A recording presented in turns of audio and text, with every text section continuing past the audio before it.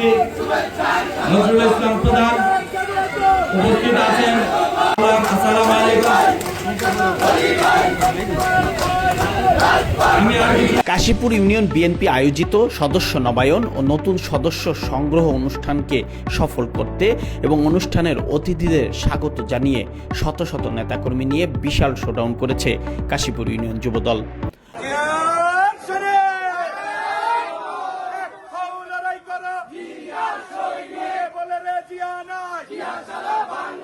25 জুলাই শুক্রবার বিকেল 4টায় কাশীপুরের সদস্য নবায়ন অনুষ্ঠানে এই শোডাউন করে যুবদলের নেতাকর্মীরা। এ সময় নেতাকর্মীরা বিভিন্ন স্লোগান দিয়ে মুখরিত করে তোলে পুরো এলাকা।